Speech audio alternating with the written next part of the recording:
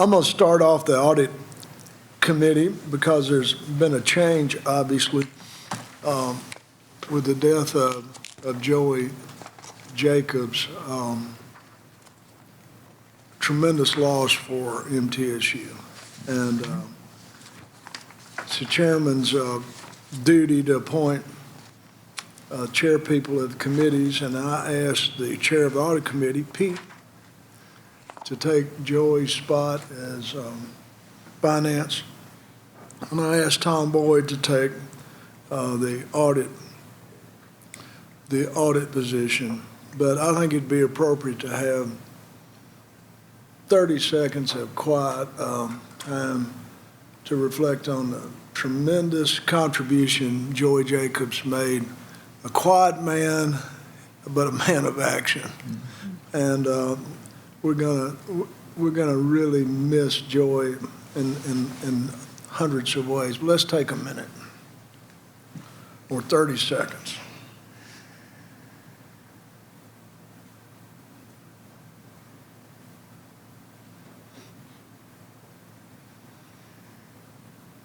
It might be appropriate, since it's in Joey's honor.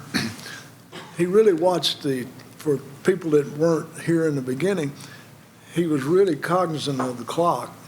And I remember him Alan in the first meeting, we got about 5 minutes to go for an hour, and he said, Alan, whatever you don't finish up in 5 minutes, you can do the next time. That was his nice way of saying, we got an hour meeting, we're out of here in an hour. So, Tom, would you carry on with the audit, please? Thank you, Steve. Good morning, and appreciate this opportunity. The direction Steve gave me when I took this, he said he'd like for me to take this role, is that Pete and all the team had done such a great job that don't foul it up. So that's my direction. So anyway, good morning again. Welcome to the meeting of the MTSU Audit and Compliance Committee. I am Tom Boyd. I'm chair of the committee. I appreciate the trustees, the MTSU staff, and those attending in person and virtually for joining us today. Dr. McPhee, do you have any opening comments you'd like to make? No, Mr. Chairman. Thank you. Thank you. And I think we have to have a roll call. Mr. Floyd, correct? Yes. I'll call the roll here. Trustee Baker. Present. Chair Boyd. Present. Trustee Cottle. Present. Trustee DeLay. Here. Chair Smith. Present. Vice Chair Carbowiak. Here. Vice Chair Carbowiak, because you're participating in this meeting electronically, in accordance with TCA 8-44-108, there are 2 questions that you will need to answer for the record. First, are you able to hear me and the other trustees clearly so that you can participate in this meeting? Yes, sir. And second, are there other individuals in the room with you? And if so, please identify them. No one's here, not even my cat. The minutes will reflect that Trustee Carbowiak is able to hear those present in this room and that no one is present with her. Trustee Wright? Here. Trustee Carpenter? Here. We have a quorum. Thank you, James. The first agenda item is the approval of the minutes from the committee meeting held on November 15th, 2022. The minutes from that meeting are behind tab 1 of your meeting materials notebook. Is there a motion to approve the minutes as printed from the November 15, 2022 meeting? So moved. Second. Thank you, thank you. I think that was Trustee DeLay who made the motion and Trustee Baker who seconded. Any discussion? Okay, no discussion. I think we have to have a roll call vote again. Is that correct, James? Yes. Okay. Trustee Baker? Approve. Chair Boyd? Approved. Trustee Cottle? Approve. Trustee DeLay? Approve. Chair Smith? Approved. Vice Chair Carbowiak? Approved. Trustee Wright? Approved. The motion carries. Thank you, James. We'll now move into the informational section of the agenda, and Drew Harpool will, Assistant Vice President for the Office of Compliance and Enterprise Risk Management, has the first item, and that is tab 2, Report of Conflict of Interest Disclosures in 2022. Good morning, everyone. It's lovely to be here. As you can see from the report, on page 7 of your materials, we had 1 managed conflict. This is down from 7 overall conflicts of interest that went through the Conflict of Interest Committee last year. That concludes my report. If you have any questions, I'm happy to take them.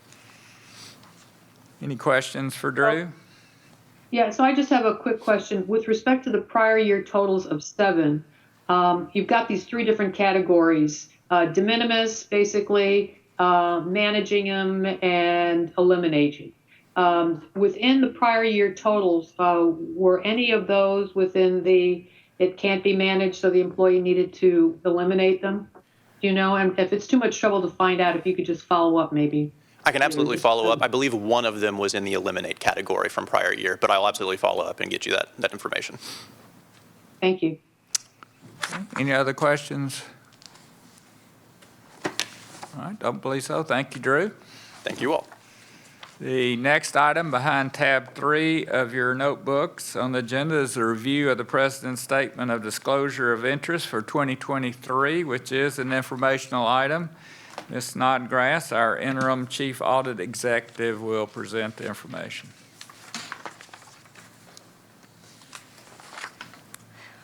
Thank you, Chairman Boyd. The MTSU policy for conflict of interest requires the President's disclosure form to be evaluated by the Board of Trustees or a duly appointed committee. Since the Audit and Compliance Committee is charged with assisting the Board with oversight of standards of conduct and compliance with legal and regulatory requirements, Dr. McPhee's 2023 Disclosure of Interest form is presented for the committee's review. The disclosure form begins on page 11 of the meeting materials. The form has the same disclosures as the prior year form, and the forms are a public record on the Tennessee Ethics Commission webpage. That concludes my report. Okay, any questions for Diane on this report? Hearing none, thank you, Diane, for this report. That takes us to tab 4. The next item on the agenda is a report on compliance with public records policy, and James Floyd, our university counsel, will present that information. Thank you very much, Chairman Boyd.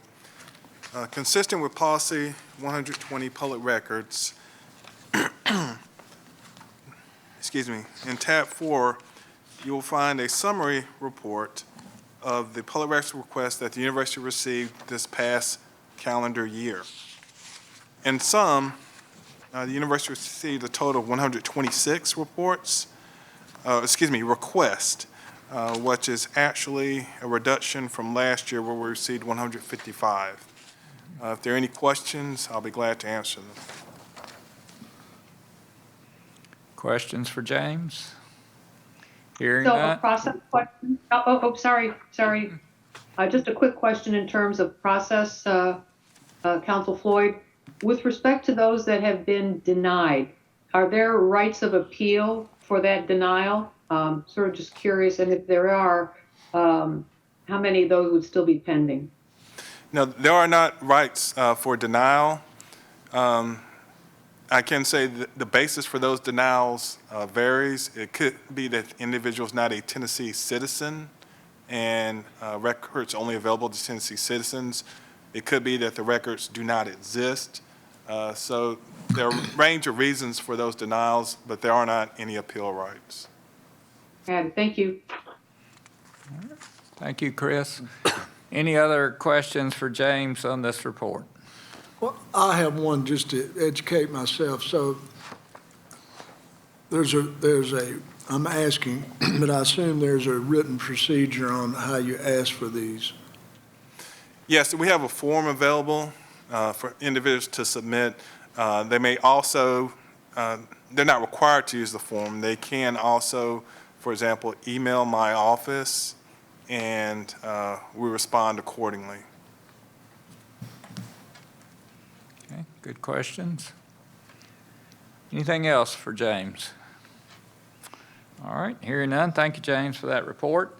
The next item is behind tab 5. It's information on the results of external reviews, and Ms. Snodgrass will present this information.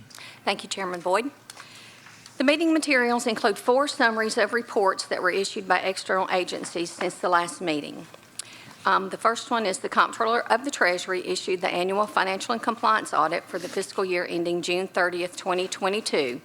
Once again, we are happy to report that there were no audit findings and the opinions of the financial statements are unmodified. Page 19 of the meeting materials includes a copy of the report's audit highlights page because we like to see those words, no findings. I want to say a big thank you to management and the employees that prepare the audit, the annual financial statements for another year of a job well done with no audit findings. The next report that was released, the Comptroller's Office also released the results of the NCAA agreed-upon procedures applied to the Statement of Revenues and Expenses of the athletics programs for the year ended June 30th, 2022. The auditors noted 2 significant differences between the amounts in the athletic accounts in the general ledger and the amounts in the statement. The differences were corrected in the statement included with the report. The third one, the Tennessee Department of Transportation, the Fiscal Monitoring Group, completed a desk review of 2 contracts between MTSU and TDOT. No findings of noncompliance were identified during the desk review, and no further action is required at this time. And finally, the U.S. Small Business Administration completed the financial examination for the 2022 program year of the Tennessee Small Business Development Center. There were no findings, and the report concluded that the Tennessee Small Business Development Center was in compliance with the financial objectives of the Small Business Development Center. And that concludes my report on external reviews. Okay, thank you, Diane. And I think, correct me if I'm wrong, I think you told me that the NCAA 2 errors were human errors, and Yes. so we get these humans out of the way, we wouldn't have any errors, would we? So, It's true. Chairman Boyd, I just wanted to make a point. I had the opportunity to be on some of the closing calls with the Comptroller of the Treasury, and our university is very well thought of by state government, our regulator. They spoke very highly of Diane, Alan, and all the staff at MTSU and how cooperative they've always been in conducting audits here. We should say well done, Mr. Chairman. Here, here. thank you, yes, no. And I worked for a bank for many years and went through a whole lot of audits during those years, and the auditor's goal is always to find something. And Diane and Brenda before her, Alan, Pete are to be congratulated on all of these records and no findings that they consistently, amazingly deliver. And I know you've got good people working in those areas as well, so you can deliver those, but you all do an amazing job, and we do thank you for the great job you do. So, fantastic. All right, we got another tab 6, and Diane's up again. We'll present the final agenda item, which is an information item concerning the quarterly report on the results of internal audit reports. Thank you. Since the last meeting of the committee, the audit of the Office of the President for the fiscal year 2022 was completed with no reportable issues. Also issued was the special review of faculty and non-faculty sick leave banks for the period January 1, 2019 through July 8, 2022. Management implemented corrective action to improve the operation, processes, record keeping, and oversight of the sick leave banks, and also terminated the supervisor that was responsible for the administration of the sick leave banks.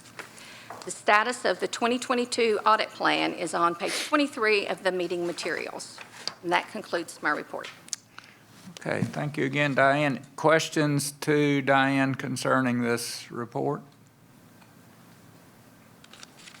Okay, hearing none. Again, thank you, Diane.